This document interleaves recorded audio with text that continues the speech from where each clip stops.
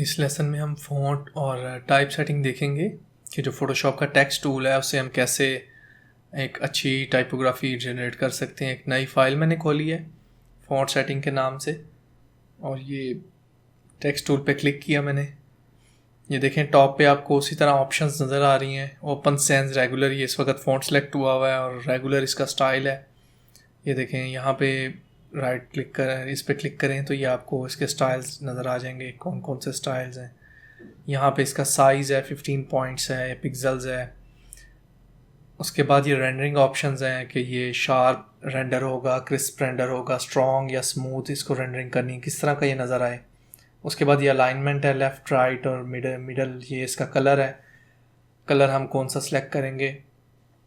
अभी फ़िलहाल ये मैंने कलर पे क्लिक किया और अभी यही कलर रहने देते हैं।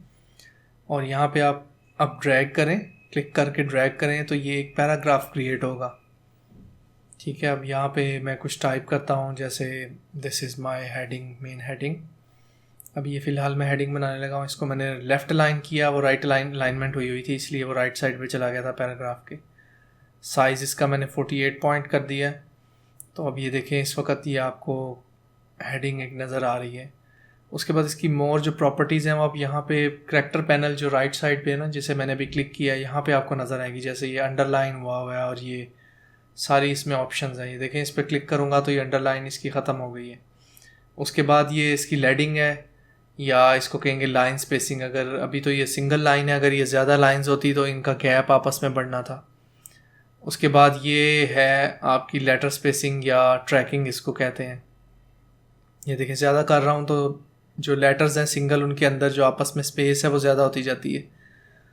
नॉर्मली जो हेडिंग्स हैं उनके लिए जो है वो हम स्पेसिंग जो है वो कम रखते हैं। ये देखें ये अंडरलाइन और नीचे से ऑप्शंस में सेलेक्ट कर रहा हूँ, ये उससे चेंज हो रही है। ये वही रेंडरिंग ऑप्शंस हैं जो ऊपर हमें नज़र आ रही थी, यहाँ से भी ये सिलेक्ट हो सकती हैं।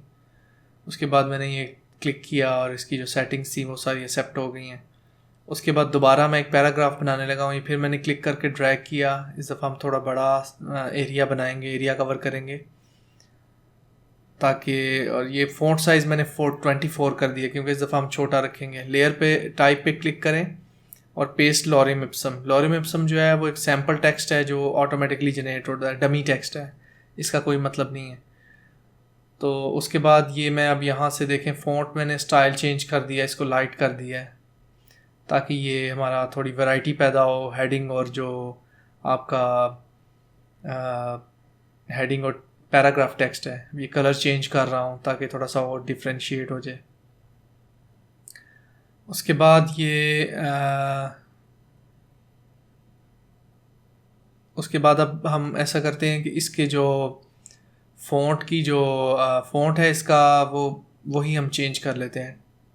जैसे ये नोटो सैंस मैंने सिलेक्ट किया है और मैंने ये नोटो सैंस इस पर सिलेक्ट कर लिया है। अब इस वक्त ये इसकी ये जो लेटर स्पेसिंग थी वो मैंने कम की है, 0 की या -50 में गई हुई थी, मतलब काफ़ी क्लोज थे लेटर्स। इसकी भी मैं ख़त्म करने लगा हूँ।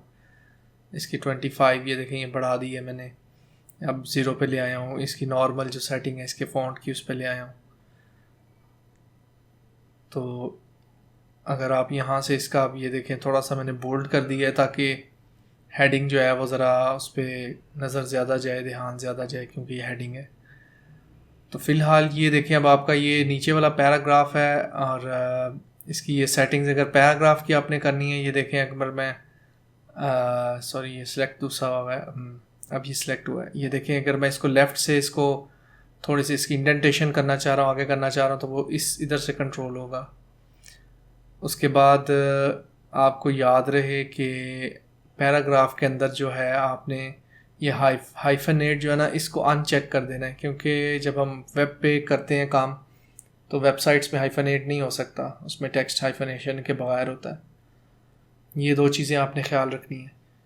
उसके बाद जो मेन प्रॉब्लम हमें आती है वो आती है जब हम अलाइनमेंट करते हैं। ये देखें ये 2 तरह की टाइप, एक पॉइंट टेक्स्ट है और एक आपका पैराग्राफ टेक्स्ट है। पॉइंट टेक्स्ट पे देखें ये सिर्फ जितना टेक्स्ट है उधर तक ही हमारा जो उसकी बाउंड्री है वो वहीं तक आती है। अब ये पैराग्राफ में सेट करूँगा तो इस पे देखें डबल क्लिक करें तो ये देखें इसका बाउंडिंग बॉक्स आ रहा है। छोटा करूँगा तो ये टेक्स्ट हाइड हो जाएगा, बड़ा करूँगा तो नज़र आएगा। ये देखें, ये नॉर्मली पैराग्राफ के लिए यूज़ होता है, हेडिंग्स वगैरह के लिए, और अलाइनमेंट में देखें प्रॉब्लम आएगी हमें। ये मैं अलाइन कर रहा हूँ, देखें इसके मिडल में नहीं जा रहा, टॉप पे से भी ये देखें, अब ये टॉप पे किया लेकिन वो उसके टॉप पे नहीं गया। तो ये प्रॉब्लम होती है जब हम उसकी अलाइनमेंट करते हैं। अगर ये यही हम जो है वो पॉइंट टेक्स्ट में कन्वर्ट कर देंगे तो फिर ये जो है ना अलाइनमेंट इसकी से ठीक हो जाएगी। तो ये देखें, इसको पॉइंट क्लिक में टेक्स्ट में कन्वर्ट करते हैं, और इसको सॉरी ये सिलेक्ट हो गया था। अब अलाइनमेंट इसकी करते हैं। अब ये देखें, ये अब ये देखें, ये बिल्कुल सही मिडल में आया। पहले ये बिल्कुल मिडल में नहीं था आ रहा, पहले मतलब लेफ़्ट साइड पे ज़्यादा जा रहा था। अगर आपको ये मेरे ट्यूटोरियल्स पसंद आए हैं तो प्लीज़ मेरी वेबसाइट पर विज़िट करें learnuxid.com, और सब्सक्राइब करवाना ना भूलिए, ताकि आपको जो नई नई अपडेट्स हैं नए न्यू कोर्सेज़ के बारे में, एंड्रॉयड और iOS UI, और how to double your freelance rate, ये मेरे नेक्स्ट कोर्सेज़ हैं। तो इनकी अपडेट्स हासिल करने के लिए जो है वो सब्सक्राइब करवाएं, और मेरे यूट्यूब का चैनल जो है इसको भी सब्सक्राइब करवाना ना भूलिए। Thank you.